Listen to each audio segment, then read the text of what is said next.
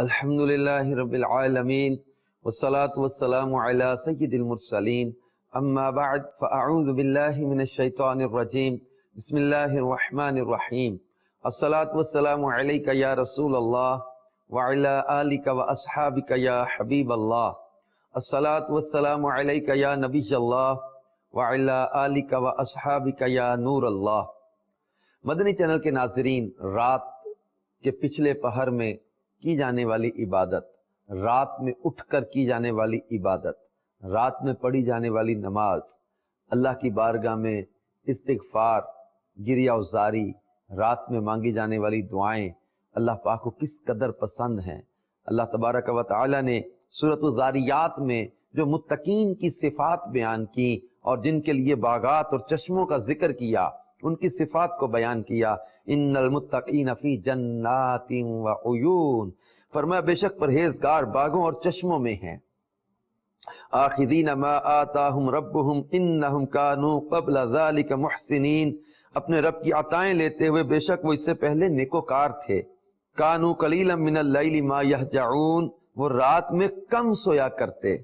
وبالاسحار ہم یستغفرون، اور پچھلی رات استغفار کرتے۔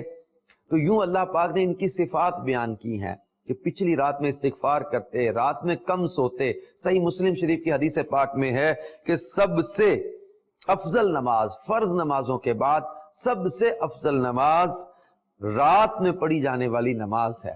ایک روایت میں ہے کہ بے شک جنت میں کچھ ایسے محلات ہیں جن میں آر پار نظر آتا ہے۔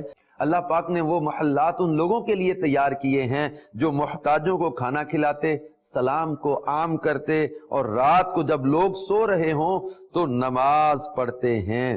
ایک روایت میں ہے، ارشاد فرمایا ہر چیز پانی سے پیدا کی گئی ہے۔ پھر میں نے یعنی حضرت ابو ہریرہ رضی اللہ تعالیٰ نے عرض کی، یا رسول اللہ صلی اللہ علیہ وسلم، مجھے کوئی ایسا عمل بتائیے جسے کر کے میں جنت میں داخل ہو جاؤں۔ حضرت ابو ہریرہ رضی اللہ تعالیٰ عنہ جنت میں داخلے کا عمل پوچھ رہے ہیں، اور ہمارے آقا مالک جنت، قاسم نعمت، مالک کوثر صلی اللہ علیہ وآلہ وسلم انہیں جنت میں داخلے کا عمل بتا رہے ہیں۔ سنیے، جب حضرت ابو ہریرہ رضی اللہ تعالیٰ نے عرض کی آقا مجھے کوئی ایسا عمل بتائیں جسے کر کے میں جنت میں داخل ہو جاؤں، تو فرمایا محتاجوں کو کھانا کھلاؤ، اور سلام کو عام کرو، اور صلہ رحمی اختیار کرو، اور رات میں جب لوگ سو رہے ہوں تو نماز پڑھا کرو، سلامتی کے ساتھ جنت میں داخل ہو جاؤ گے۔ میرے پیارے پیارے اسلامی بھائیوں، تہجد کس قدر پیاری عبادت ہے، تہجد کی نماز اللہ کو کس قدر پسند ہے۔ تہجد کے وقت میں جو رب کی بارگاہ میں سجدے میں ہوتا ہے، اللہ پاک اس پر کیسی رحمت فرماتا ہے۔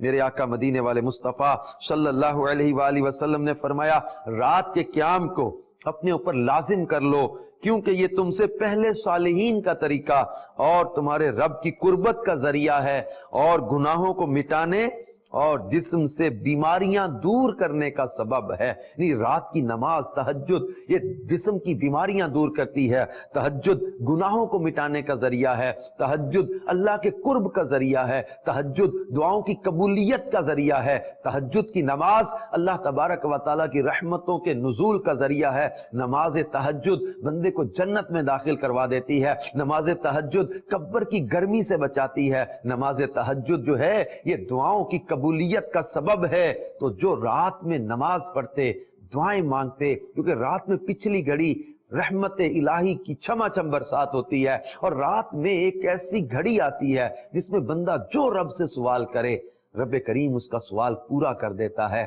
تو رات کی نماز اور پھر اس کے بعد مانگی جانے والی دعائیں، اللہ پاک ہمیں مدنی انعامات پر عمل کا جذبہ دے۔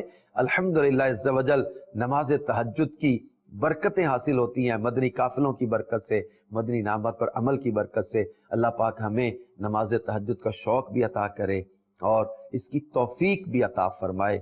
آمین بجاہ النبی الامین صلی اللہ تعالی علیہ وآلہ وسلم۔